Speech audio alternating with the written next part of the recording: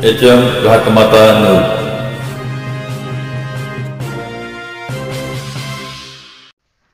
कौलापुरात वादळी वाऱ्याने जिल्हा परिषद शाळेचे उडाले पत्रे। सुट्टी असल्याने अनर्थ टळला, अधिकाऱ्यांवर कारवाईची मागणी। कौलापूर परिसरात रविवारी जोरदार वादळी वाऱ्यामुळे जिल्हा परिषद शाळा नंबर 1 च्या 3 खोल्यांचे पत्रे उडून गेले, तर छताचा काही भाग ढासळला।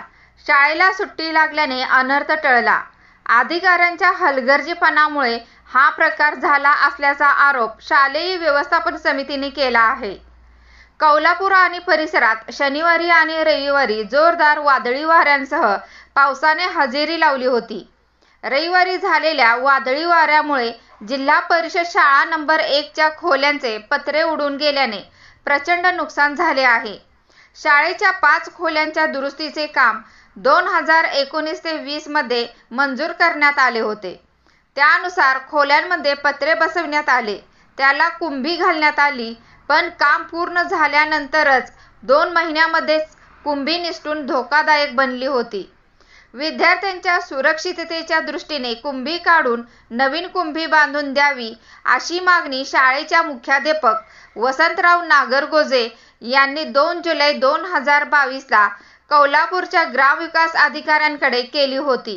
पण कुंभीची दुरुस्ती करून घेतली नाही। त्यामुळे मुख्याध्यापक नागरगोजे यांनी 21 मार्च 2024 ला मिरज पंचायत समितीच्या बांधकाम विभागाकडील उपअभियंत्याकडील तक्रार केली होती।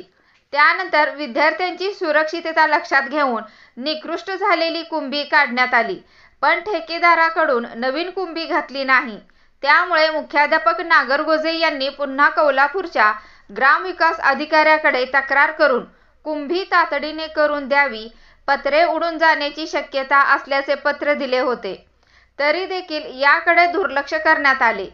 रविवारी 12 मे रोजी सायंकाळी झालेल्या जोरदार वादळी वाऱ्यामुळे खोल्यांवरील पत्रे उडून गेले, छताचा काही भागात खोल्यांमध्ये कोसळला।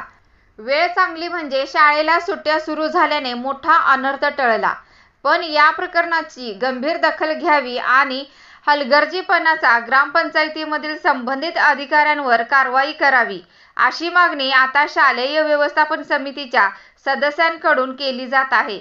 या संदर्भात समितीचे सदस्य जिल्हा परिषदेच्या मुख्य कार्यकारी अधिकाऱ्यांची भेट देखील घेणार आहेत, अशी माहिती शालेय व्यवस्थापन समितीचे अध्यक्ष अमोल पाटील यांनी दिली आहे।